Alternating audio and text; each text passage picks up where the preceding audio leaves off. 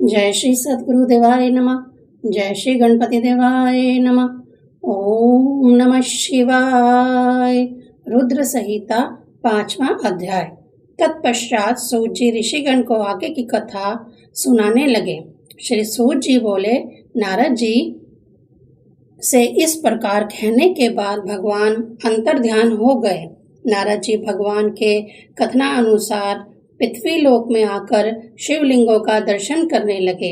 इसी बीच वह दोनों रुद्रगण जिन्हें नारद जी ने श्राप दिया था, वह आकर नारद जी के चरणों में नतमस्तक हो उनसे श्राप मुक्ति के लिए प्रार्थना करने लगे। उनकी श्रद्धा व दीनता को देखकर नारद जी बोले कि उस समय शिवजी के प्रताप से मोहवश मेरी प्रज्ञा भ्रमित हो गई थी, जिसके कारण मैंने तुम्हें श्राप दे दिया था। मेरा श्राप निष्फल नहीं हो सकता। हाँ, उसके लिए भोग में कुछ संशोधन अवश्य कर देता हूँ। तुम दोनों किसी मुनि द्वारा राक्षसी से उत्पन्न होगे तथा शिव में तुम्हारी दृढ़ आस्था होगी। तुम्हारी शक्ति व प्रताप चारों ओर फैल जाएगा। समय आने पर स्वयं भगवान शंकर मानव जून धारण कर अपने हाथों से तुम्हें मुक्ति प्रदान करेंगे। नारद जी के ऐसे वचन सुनकर वह दोनों रुद्रगण प्रसन्नचित्त होकर वहां से चले गए। तदनंतर नारद जी भी शिव तीर्थों का भ्रमण करते हुए ब्रह्मलोक में जा पहुंचे। वहां उचित आदर सत्कार के उपरांत ब्रह्मा जी की स्तुति करते हुए बोले, हे पितामह, आपकी अनन्य कृपा से ही मैं भगवान विष्णु के स्वरूप को जानने में समर्थ हुआ हूँ। भक्ति मार्ग, तप मार्ग, तीर्थ मार्ग की महिमा को जानने में समर्थ हुआ हूँ, किंतु शिवजी की माया से मोहित हुआ मैं अब तक शिव तत्व को नहीं जान सका हूँ। अतः शिव तत्व के ज्ञान की मुझे प्रबल इच्छा है कि सृष्टि के पूर्व, सृष्टि के मध्य तथा सृष्टि के अंत में उनका क्या स्वरूप होता है, उन्हें किन उपायों से प्रसन्न किया जा सकता है, प्रसन्न होने पर वह किस प्रकार के फल प्रदान करते हैं। इन सब तथ्यों का विवेचन कृपा कर आप हमसे करें, क्योंकि आप उस परम तत्व को जानने वाले हैं। अतः शरणागत मुझको उस परम ज्ञान का बोध कराएं। 6वां अध्याय। नारद जी के इस प्रकार युक्तिपूर्ण वचनों को सुनकर पितामह ब्रह्मा अति प्रसन्नचित होकर कहने लगे, हे मुनिवर, आपने बहुत श्रेष्ठ व जन कल्याण की दृष्टि से अति उत्तम प्रश्न किया है। महाप्रलय में समस्त सृष्टि का पूर्ण रूपेण विनाश हो चुका था। समस्त चराचर जगत, सूर्य, चंद्रमा, वायु, जल, पृथ्वी, आकाश शून्य में लीन हो गए थे।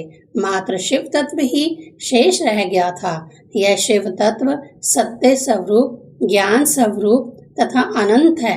प्राकृतिक रूपी शक्ति इसी से प्रकट हुई है। महत शक्ति अंबिका समस्त लोकों की स्वामिनी, समस्त संसार की जननी, शाश्वत, अक्षरा तथा मूल कारण कही गई है। यह महत शक्ति अष्टभुजा तथा शुभा कही गई है। शिवजी ने इस शक्ति को साथ लेकर शिवलोक की रचना की। यह शिवलोक काशी के नाम से विख्यात तथा मोक्ष के लिए परम उपयोगी है। यही शिवलोक शिवा शिव की अविमुक्त निवास स्थान है, क्योंकि महाप्रलय काल में भी शिवजी अपनी पार्वती शक्ति के साथ यहाँ निवास करते हैं। इसी क्षेत्र में शिवजी द्वारा निर्मित एक आनंद वन भी है। वहाँ शिवजी ने अपनी शक्ति पार्वती के साथ आनंद काल तक विहार किया। तदनंतर भगवान शंकर के मन में विचार आया कि वह इस आनंद वन का भार किसी अन्य को सौंपकर स्वयं शांति से शिवलोक में शयन करें। ऐसा विचार करने की इच्छा की कि एक पुरुष का निर्माण करें।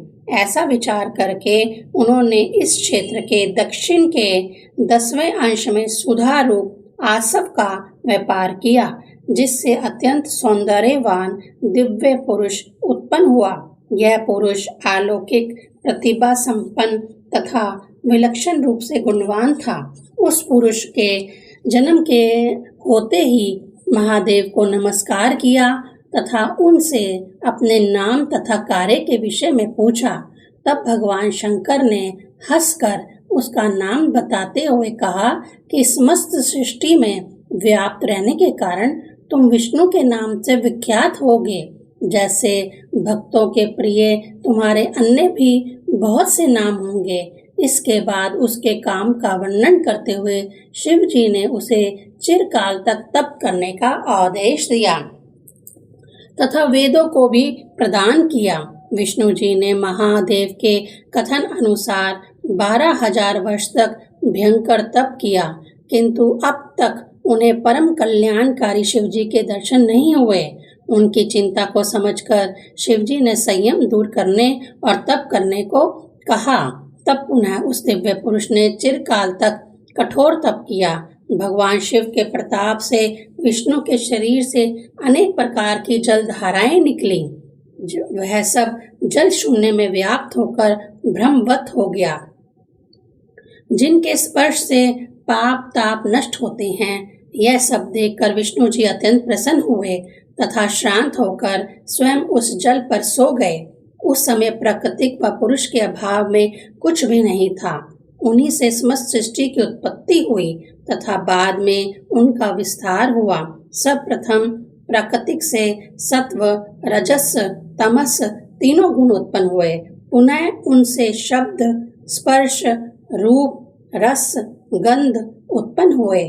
उसके बाद क्रमशः पंच महाभूत पृथ्वी, जल, वायु, अग्नि और आकाश उत्पन्न हुए तथा उससे पंच ज्ञान इंद्रियां, नेत्र, श्रोक, नासिका, जीवा तथा त्वचा, पंच कर्म इंद्रियां, वाणी, हस्त, पाद, गुदा व उपहस्त प्रकट हुआ।